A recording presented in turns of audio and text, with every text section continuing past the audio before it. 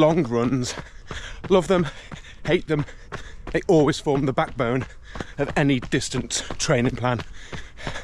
But why are they so good? Well, today I'm going to cover the secret power behind the long run. So what is the long run? Well, it's not just a simple jog in the park.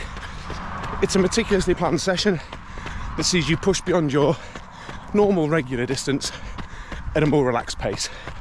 And the idea really is to get your body used to running longer distance, ready for those half marathons or marathons that you're training for.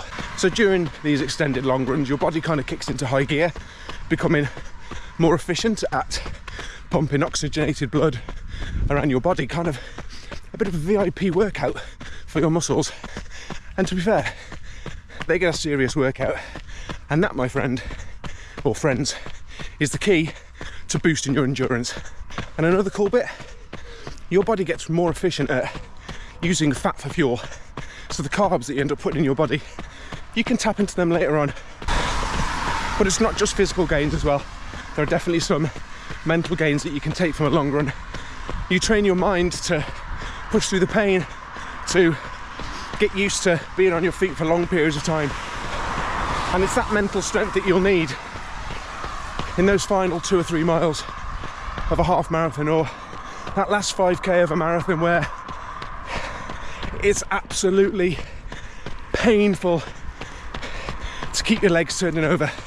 So whether you're gearing up for a half marathon, a marathon, or even further, long runs are definitely one run you need to embrace and get used to loving.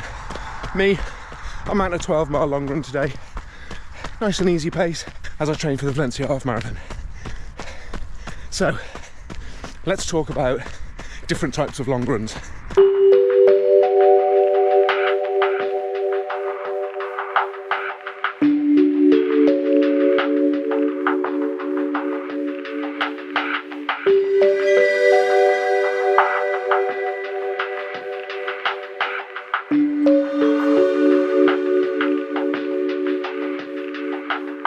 Let's talk about the easy paced long run, which is definitely the go-to long run for pretty much everybody. Now, the easy paced long run is exactly what it says on the tin.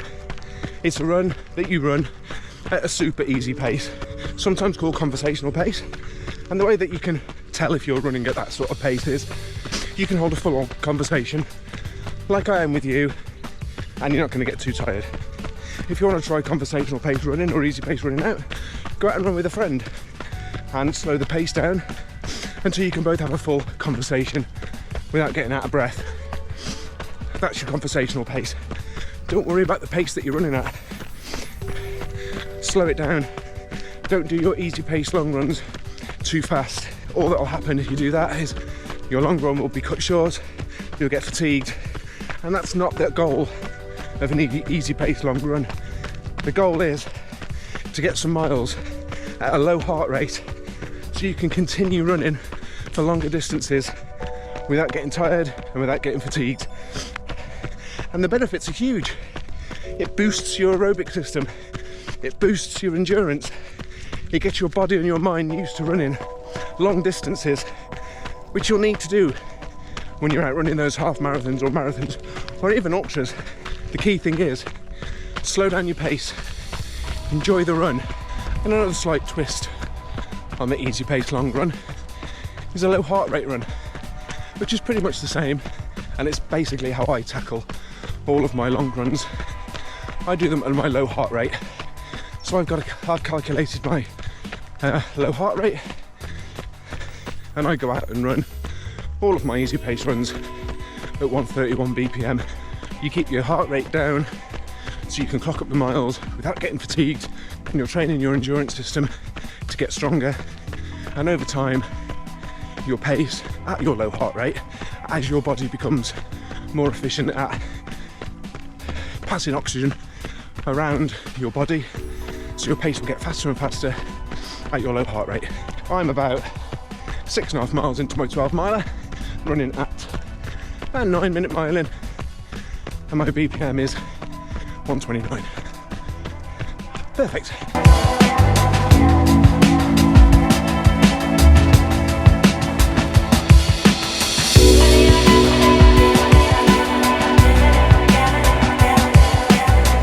So I've just stopped to take a stone out of my shoe, and remember, it's okay to stop when you're out on your long run.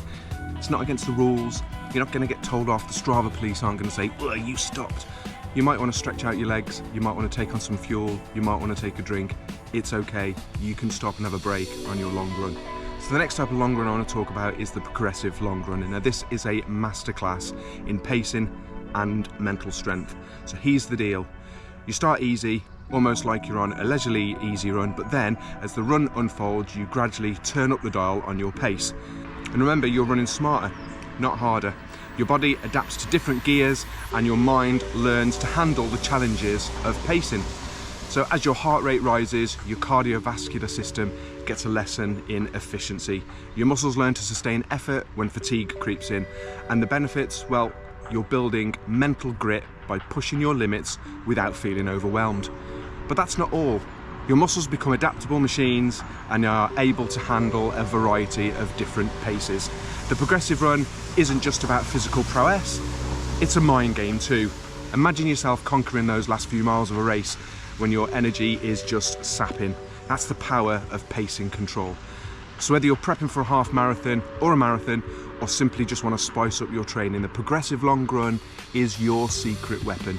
Now I am 7.4 miles into my easy pace long run. The rain is keeping off, which is good. We're going to get back at it. Target is about 12 miles today. Let's get back at it, and then I'm going to talk to you about the interval long run. So next up is the interval long run. Now, if you like to add speed into your long runs, this is definitely the one for you, and I really like this type of long run. I generally use it to add blocks of race pace miles into my long run, and to be honest with you, the world's your oyster when it comes to how you organise your interval long run.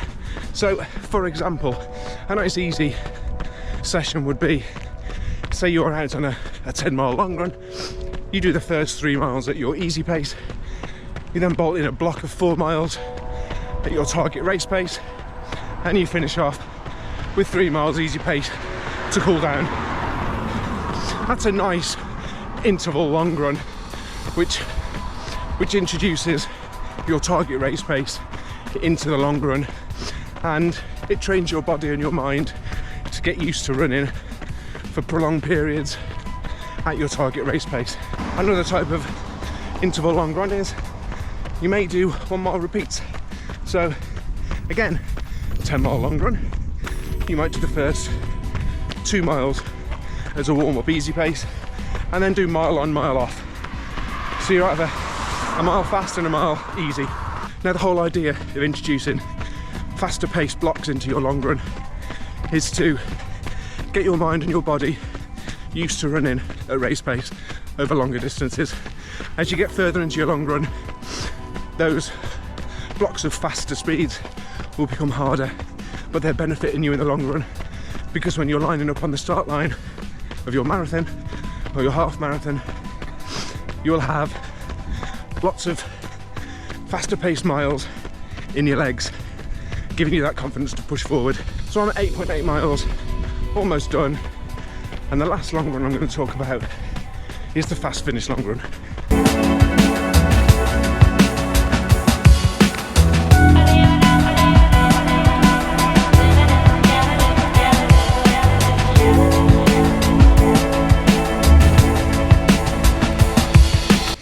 The last run I'm going to talk about is the fast finish long run. Now, super easy, and it's just an adaptation of your easy run, where you throw in a block right at the end of faster paced running.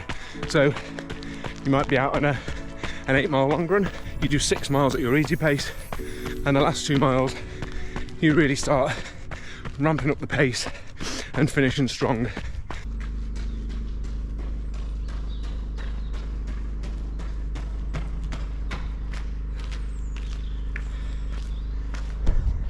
We did 11 miles at an average pace of 9:10, which is pretty much bang on my marathon pace, and 1 hour 40.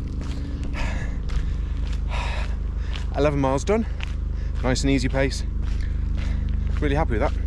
So there we go. I hope you've enjoyed my top 4 or 5, I can't remember how many I did now, types of long run. And no matter which ones you throw into your training plan, probably a selection of all of them, you're going to benefit.